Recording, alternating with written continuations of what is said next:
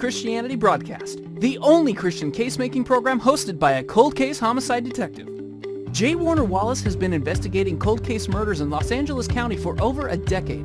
His work has been featured on Fox News, Court TV, and Dateline. For more information about Jim's work and the case for Christianity, please visit coldcasechristianity.com. Now, here's your host, J. Warner Wallace. Thanks for joining us again here at Cold Case Christianity. We're doing a couple of weeks where we are answering listener emails. So if you watched last week or you listened to the podcast last week, you know that we covered three topics, three questions, and we can do that in about 30 minutes, I think, and we'll try to do that again today. Now, you might be wondering, well, how do I ever get a question into this guy? Well, okay. One way to do it is to subscribe to our weekly, our daily email blast, which I send out every day about 1 o'clock Pacific Standard Time. And it comes out and it will actually deliver to your inbox one of the three articles I write each week, or the podcast I do each week, or a video that I post each week. You'll have access to that information directly to your inbox, and you can watch it from your phone. Also, of course, that stuff's all available on our phone app, so you can do it that way. But it also gives you a chance. I think the phone app actually has a way to email me directly, so that's another way to reach me. So if you're getting the weekly or daily email, I should say, if you just hit reply, it's going to come back to me. And then you get a chance to submit a question. Now, I'm going to apologize in advance for anyone who has already submitted a question or might submit a question on the basis of these shows. Because I'll just tell you, I have no staff, and just one guy, a retired detective, who is writing and working as hard as I can to provide materials to the church and to all of you who watch our show and listen to our podcast. And that means I'm buried. So I'm just grateful to get through 6 questions in a couple of weeks here. At least those are 6 less emails I've got in my box, right? So I will try my best to get back to you, but please be patient with me and understand that I may never be able to get back given the nature of this kind of work. And you can see, if you took and transcribed each of my 10-minute answers, right, on this podcast, you would see there's thousands of words in those answers. So you can imagine trying to type that out, right? This doesn't happen anymore for me. It used to in the old days, but now I'm just too consumed with the other work. So please forgive me in advance. Now, so this week, once again, we're doing the old school show. No screen in the background. We're just going to answer listener email. And if I'm right, like the other shows we've done in this genre, people love these shows because they get to see answers kind of more on the cuff. I don't rehearse these. I've not written my answer to these. I've just pulled the top 6 out of my inbox. Here we go. So let's start with the first one now, which I think is an interesting one because as I read it, I realized that the writer, who is a Christian, was kind of figuring this out as he was writing it to me. In other words, it's like it kind of dawned on him, the dilemma he is in, as he was writing the email. And so I'll read it to you and you see if you hear what I'm talking about. So here it is. He says, I have been in discussions with Latter-day Saints. Most state something to the effect that they have a personal testimony from the Holy Spirit to the truthfulness of Joseph Smith, the Book of Mormon, etc. I've contrasted this with the way evangelicals judge teachings and revelations alleged to be from God. We use the scriptures as a ruler to measure their truthfulness. By the way, you'll see the typos. I leave those in when they're sent to me. Then I was asked, how do you know the scriptures are true? Now you see that the light bulb kind of goes on. It seems that I have to say through the inner witness of the Spirit. Doesn't that put me in the same position as the Latter-day Saint? My subjective experience is the foundation for my knowing what is true. I think that was an eye-opener when I first got it because you can this is the dilemma that much of my work is based on. As a matter of fact, this is really the starting point for all of my work as a Christian case maker because if you know my story, and most of you do who watch this show or listen regularly, I was an atheist at 35 who came from a family of atheists and Mormons. And so when I became interested in the Christian worldview, I bought a Bible. But I was given a Book of Mormon by my family. So I bought the whole quad, all the scriptures of the Book of Mormon, the 4 scriptures, right? The Old and New Testament, Book of Mormon, Doctrines and Covenants, Pearl of Great Price. I read through all of it.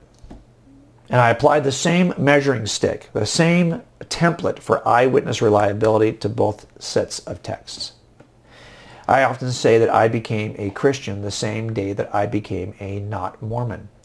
Why? Because that process that I used to determine whether something is a reliable eyewitness statement verified one set of scriptures while it falsified the other.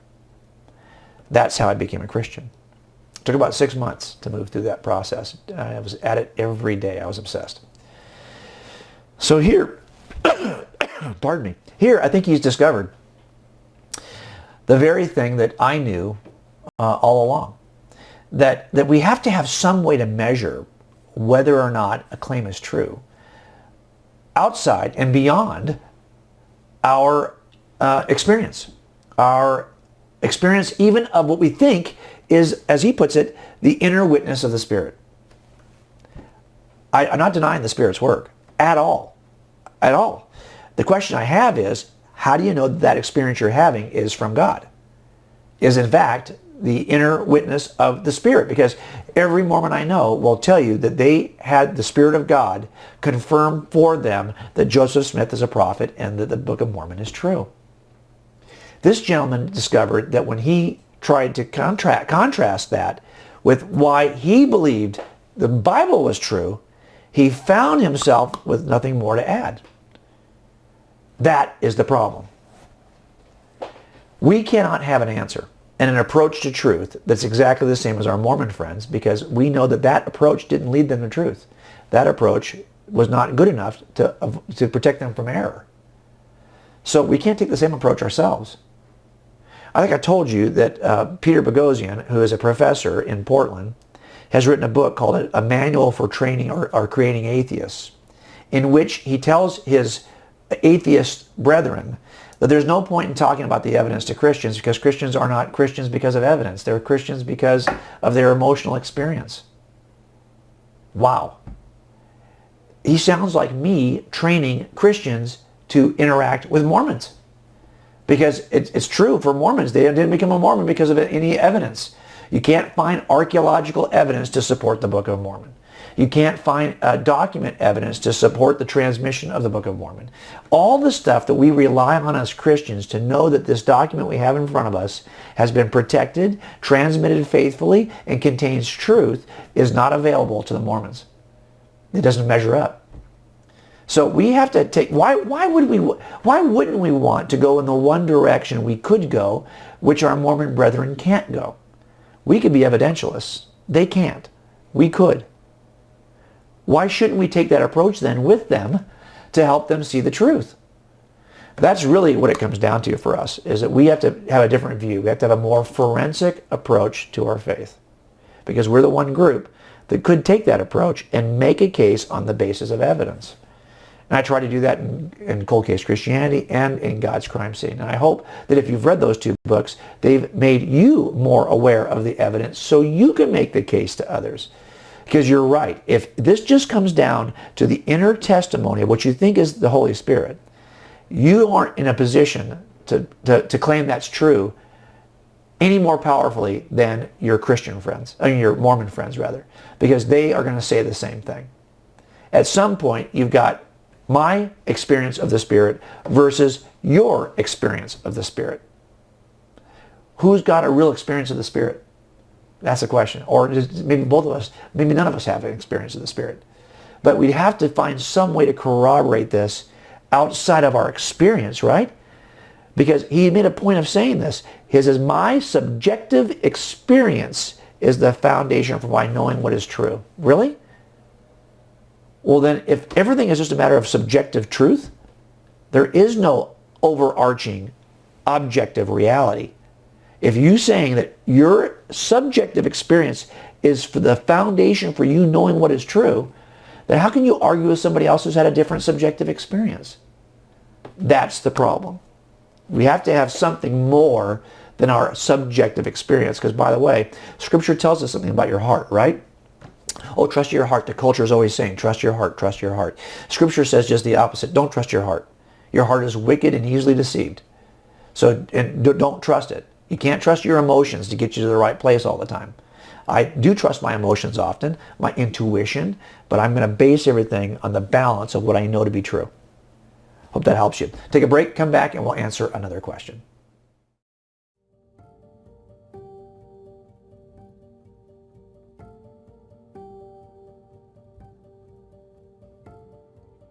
I did 26 years working casework, the better half of that in the end was working cold cases. And those cases got on national media. I think I've been on Dateline more than any other detective in the country. And the people who are involved in the process, if it's not that show or other media shows, are not always believers, but they get a sense of, well, this guy can puzzle a case together. Not that I'm the only one who can do that, but you develop that skill set. If you're working in this industry, trust me, if you're out there watching this video, you know, if you're a cop, how to put a case together. So once you've demonstrated that, I think, for people, they may not agree with your conclusion, but remember, the evidence doesn't say anything. And science doesn't say anything. It's scientists and evidence evaluators that say something. So we're all looking at the same data points. We're all looking at the same evidence. I've got to draw an inference from the evidence, and I land it this way. Now, you may not agree with my inferences, but I think you can at least respect the fact that I've done the homework of presenting the evidence so an audience can assess it for themselves. So that's why I think I have supporters who don't agree with my inferences, but they respect the process. And that's one of the things I try to do uniquely in God's Crime Scene. I'm trying to give the readers not just here are the facts, but here are how detectives assemble facts to develop a case. Here are the processes, the rules that we obey, how we put a cumulative case together. How do we make cases? That's what I want you to come away with also, not just here are the facts, because you can get that out of any book. I want this to be unique in the sense that this is a book that not only gives you the data, but it instructs you on how to build a case, how to put the data together.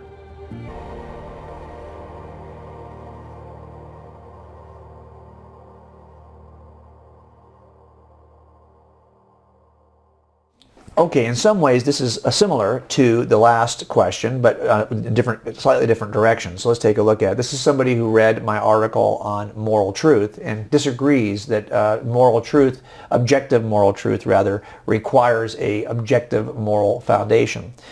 Something that transcends us subjectively. Here's what he says. And I have edited some of this, so you'll see that I have taken out, and you'll see the ... dots, because this was a much longer email. It says, we seem to agree that moral standards exist. People have them, use them, appeal to them. Your question seems to be, is there an ultimate moral standard beyond those we have here in our known universe? The answer seems to be no. We don't know of any ultimate moral standard. We create moral standards, terms, and definitions. Given those standards, we can say that certain actions are wrong. Yes, those standards reflect our interests, values, preferences, and so on. You say that on subjectivism, you cannot say that another action is wrong. This is false. Since morality is a reflection of our own preferences, etc., I can say it's wrong or evil. I don't prefer it. Those who are situated as I am, averse to pain, or concerned about the pain of others, should avoid it, being in or causing painful situations, etc. What I can't do is say that it's objectively wrong, i.e. that it violates a known standard that somehow exists out of our universe. You'll see in these emails I often leave in the typos. Okay, now he's made a couple claims here. Interesting claims. I think it's true that people who are subjectivists can make claims. They can say something is good or bad. The question is, should we listen to them? That's really the question. Yes, all kinds of people holding all different views of truth will make all kinds of claims. The only question is, do we care? Why should I care what your view? Of course, you can always appeal. You can always find something that's so outrageous that you could say, well, if you don't see what's wrong with that view, there's something wrong with you. But there's a lot of nuance in terms of killing, for example. Some killing is justified in every culture. Figuring out what the objective standard is, there are some things that, when you make a statement like this, he says that we don't know of any ultimate moral standards. That's what he says. Really? We don't know, you don't want to call them ultimate? But we do know of standards, of truth claims, moral truth claims, that transcend every known culture at any point in history, anywhere in the world. It's never been okay to torture babies for the fun of it. Never has. Never will be. There's no civilization. Well, Jim, aren't there people who would feed their babies to the gods or kill them and sacrifice them to the gods? They're not doing it for the fun of it. They're doing it for what they think is a purpose to appease that god. That's very different than just killing someone for the fun of it. As a matter of fact, that expression "for the fun of it" is what I would argue. If you attach that to any act under question, it's never been okay to steal for the fun of it in any culture, anywhere, in history, anywhere. Now, here's my point. When you find these transcendent, objective, they're common to every culture regardless of who you are. That's what we mean by transcendent. They transcend all cultures. As a matter of fact, I often offer this in the book God's Crime Scene. If there is a Star Trek reality in which there are beings out there that are humanoids, but not humans, like Romulans and Klingons, it would also not be okay to torture their babies for the fun of it. Now you've discovered that this moral law we were talking about not only transcends every subject, every culture, it also transcends the species on these planets. What do we ground that in? That's all we're asking here. How do we ground that? You can say, well, we all agree, it's our subjective opinion. Well, no, it's not really our subjective opinion. If it's common to everyone, there's no subject who denies it. Now, if he does, you would say, that guy's got something wrong with him. Well, why? Because you recognize it also as a transcendent moral obligation. This is the whole point. Where do we ground these things? And the point I'm making here is that, yes, I could easily say that I believe sex with animal, bestiality. What's wrong with that? Who's it hurting? I should be able to do that, right? So the question is, how do I basically justify this? Do I need to justify it? Well, of course you do. We would say it's wrong. That's wrong. It's a wrong act. But if it's just a matter of my personal opinion, and I could argue not only is it my personal opinion, in our culture we've been doing that for 150 years. We have been doing that consistently in our culture. We've been doing it for 1,000 years. That's how we do things over here. Who are you to tell us we can't do that? Well, now you've got a problem, don't you? Because if all truth is grounded in the subject or the culture, a slightly larger group, you don't have any right to tell them they're wrong. Again, it comes down to that issue. Why should we listen to you? You see the problem with that? That's why we have to look at this as an issue of transcendent responsibility. There is a law that transcends all the laws. The only question is, where could this kind of law come from? If it's coming from, and by the way, one more point on this. These are subjective moral, not just subjective moral truths. That would be interesting enough and difficult enough to explain. These are transcendent, objective obligations, moral obligations. Think about that for a second. You don't have a moral obligation to your laws of physics or to the tree outside. You only have a moral obligation to other persons.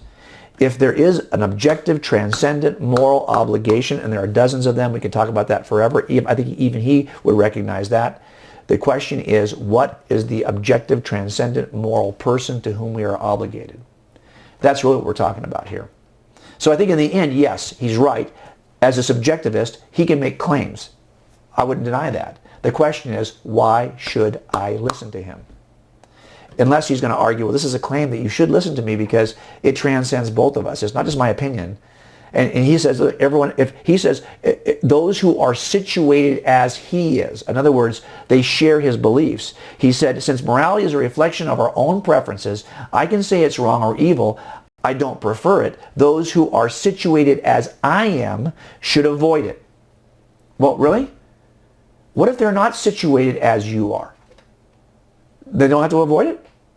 If you think it's okay to extort someone for money, you say it's not okay to do that, but they say it is okay to extort people for money. Well, they could argue, I'm not situated like you are. In my situation, I should be able to do this. So should we have no law about extorting money? No, it's not just the people who are situated like you. There are some things you would say transcend both you and even groups that aren't situated like you. That's the problem. Those are the objective, transcendent moral truths we're trying to ground. How do we ground those? If they exist, how do they exist? Who is the objective, transcendent moral person to whom we are obligated? That's the real question. All right, take another break. We'll come back and ask the last question. Be sure to visit the Cold Case Christianity website daily to read Jim's blog, watch the weekly video, or listen to the Cold Case Christianity podcast. You'll also find great free resources, including the free downloadable monthly Bible insert. While you're there, be sure to sign up for Jim's daily case note email. Cold Case Christianity is designed to help you become a better Christian casemaker.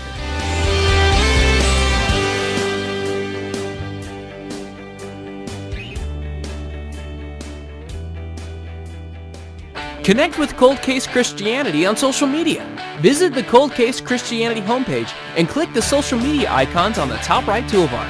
Jim is active on Facebook and Twitter, posting the best apologetics articles from over 250 Christian blogs around the country.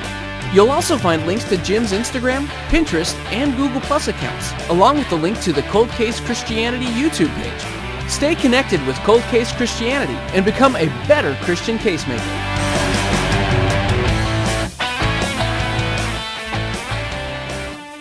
Okay, this is from a listener in Italy, so he apologizes for his English, but I think he did a pretty good job. Let me read you what he says. He says, on many sites, I read of atheists, much of what they contest is that the apostles' story of martyrdom is much like the belief for some Islamic people to bomb themselves, or they just lied in hopes to get higher ranks and social status, or they were just not the true writers of the books. I know there are many points, but I believe in the word of Jesus, and I would like to counter them with strong evidence, as you always do. Thanks. Okay. Now, there's lots of points here. Just to talk about, well, if they don't believe that the original writers are the writers of the books. Let me just touch on that first really quickly, and then we'll go to the issue of martyrdom. I've always argued that when people make claims against the traditional authorship of the Gospels, they'll say, oh, that's not John the Apostle who wrote the Gospel of John. That's not really Matthew who wrote Matthew. Okay, that's really the two they're going to attack, right? Because Mark doesn't claim to be. We know that Mark, according to Papias in the first century, is a disciple of Peter who is writing down Peter's testimony in Rome as he's preaching to the local congregation there. And so that's how Mark's gospel comes into play. So that's not even an issue. And we know that Luke doesn't even call himself an original eyewitness. He describes the fact that he was not part of the original eyewitnesses, but was interviewing those who had contact. So all of that, I get that. But it's really Matthew and John where you get this claim, right, that you can't trust that it's Matthew and John, the apostles Matthew and John. Well, from my perspective, what I'm really concerned about is, does that book contain the eyewitness account of somebody who was there to see what Jesus did and said? I'll be honest, do I really care if it was John the Apostle? I want to know, is it reliable eyewitness testimony? It could be from Joe Schmo down at the corner bakery. I don't care. I really am concerned about, is the testimony in that gospel a reliable record of what occurred in the first century? That's it. I think there's good reasons to trust the traditional attributions of the Gospels. I've made a case for this on coldcasechristianity.com. But do I think it's worth us arguing? You don't think it's John? It's some other John? The question is it entirely fiction? Not, do you know which witness? Now you might argue, well, it's been falsely attributed to Matthew because it's a lie. We're going to test the account. Don't get me wrong. I've done that. We all do that as we kind of look critically at any text. That's what I used that 4-part template for, right? Were they early? Do they have any way to be confirmed by confirmation through some other corroborative evidence? Do they change their story over time? And are they biased? Those are the issues. The issue about whether it's an elder named John or John the Apostle, I simply want to know, does the account contain reliable eyewitness testimony? Okay, that's the first thing. Second thing, he talks here about the martyrdoms. I'm not sure that all of the disciples were martyred the way it's recorded in early church history. Sean McDowell has done a wonderful job on a book that he wrote as his PhD dissertation, in which he examines the claims of martyrdom, of the deaths of the disciples, based on the evidence available to us in any early record. And he's gradated, he's kind of given a grading system to those records that he thinks are the most reliable accounts of the apostolic deaths, and those that he thinks are not as reliable. I think he's done a wonderful job. It's an expensive book. It's on Amazon. Sean McDowell is the author. But we've written about this, and he and I kind of talked about it back and forth all during the process in which he was writing the book. And I can tell you that I've written a bunch of articles at Cold Case Christianity. Just type in martyr, and you'll see all the articles I've written. I don't think it matters so much to me that I know precisely how each one died. I do know this. We know, evidentially, there were non-Christian authors in the first 50 to 70 years of Christianity who would write against Christianity, who would easily have said, this guy recanted, or that guy recanted, or this story about this death is not reliable. There is not a single ancient non-Christian record in which anyone ever claims that the disciples refused to, recanted their story, changed their mind, walked away. Remember, in Mormonism, for example, you have 3 alleged witnesses to the golden plates. Those 3 witnesses either were chased out of the church or voluntarily left the church after they made this claim about the golden plates. Martin Harris was a member, I think, of 6 other Christian denominations after Mormonism. When you see someone is willing to walk away from a claim, they're probably not telling you the truth. Now, we don't have any record of that at all when it comes to Christendom in the first centuries. It'd be very easy to stop this nonsense, to stop this crazy thing called Christianity immediately by simply getting the body of Jesus and dragging it around town, or by getting any of those 12, actually a much larger group, to recant. Never happened. There's no record of that anywhere. That's powerful. But let me go back to this email for a second. Does that mean it's true? I think it's good evidence. But I'll tell you this. You might say in this generation you'd be willing to die for what you believe as a Christian. That would have 0 evidential value. 0. Lots of people die for what they don't know is a lie. And those people who are flying bombs, exploding bombs and flying planes into buildings, they don't know if it's a lie. They are trusting that it's true, but they don't know. The 12, though, those who actually knew Jesus personally, they would have known if this was a lie. So their willingness to die for their claims is different than your willingness to die for their claims. You weren't there to really know. They were. If they're willing to go to their death and never recant, if they're willing just to suffer as an outcast and never recant, if they never recant, that's powerful evidence, because they aren't in our shoes. They were in their shoes. So in the end, there's a difference between first generation martyrdom and any martyrdom that followed that. And I wouldn't credit any martyrdom that follows those who were the actual eyewitnesses as being any kind of powerful evidence at all. The evidence, I think, stops with the observations of the eyewitnesses. All right, so I hope that kind of helps you as you kind of work through that. And I hope they'll give you some more reason to believe and trust that this is true. And I'll see you right here next week at Cold Case Christianity. Thanks for joining us at the Cold Case Christianity broadcast. If you're interested in more information about this week's topic, please visit coldcasechristianity.com. For a thorough investigation of the reliability of the New Testament Gospels in the case for Christianity, be sure to purchase Cold Case Christianity. A homicide detective investigates the claims of the Gospels. It's available wherever books are sold. This program was made possible through your generous donations to NRB TV.